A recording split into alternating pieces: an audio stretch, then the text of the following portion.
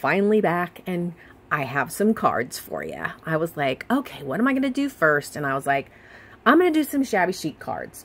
So let's get started. Here is my first card. And I just picked some random Tildas. I colored them up. I colored their faces and their hair. And then I decided what papers I was going to use. And then I colored the clothing. And the blue. So, you know, gosh, I just did a lot of layering. I promise you guys, my next list of things to do, I'm going to show you right now. Here it is. Coloring tutorial, easel card tutorial, flower cluster tutorial, fussy cutting tutorial, and frontage tutorial. So, I have a list over there. I have 2 different types of laces here. And, you know, I distressed everything. I did a little tearing there. You know, you can kind of see how it's done. I often go into great detail about what I did, but I think you guys can see what I did. So, I love the flower clustering, one of my favorite things to do. And I did do a little die cutting on these cards. I usually don't do much die cutting. There's your sentiment area. And that's card number 1. Card number 2 is this pretty little lavender and blue card. And I did use some die cuts from my stash. I don't recall. I think I got these at Tuesday morning. And I don't have many paper pads, so I really struggled to pull together these cards because most of all the papers I have are digital papers, but I do like to have pre-printed papers and create with them. So, sentiment just because I have a little, oh my God, what do you call that? Lamp post I created with my own mold. The butterflies are dimensional there.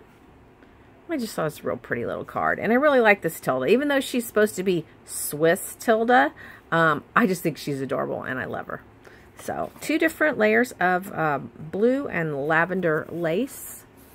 She pops up on that pretty trim and a lavender bow. And that's your sentiment area. And that's card number 2.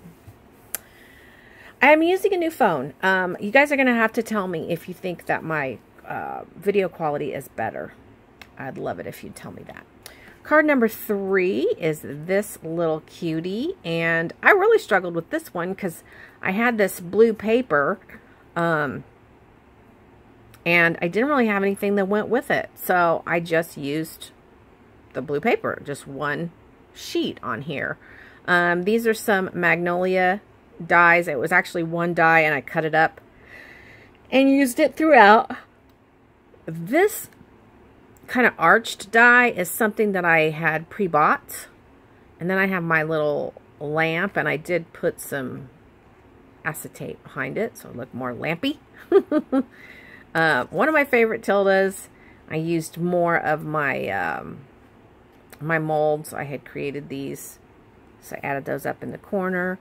I really like this blue trim, so I added that on top of this pink in the background and this pretty pink bow, and I decided to arch my Wild Orchid Craft flowers to kind of mimic this die cut in the background, and pops up on more of that pretty blue trim.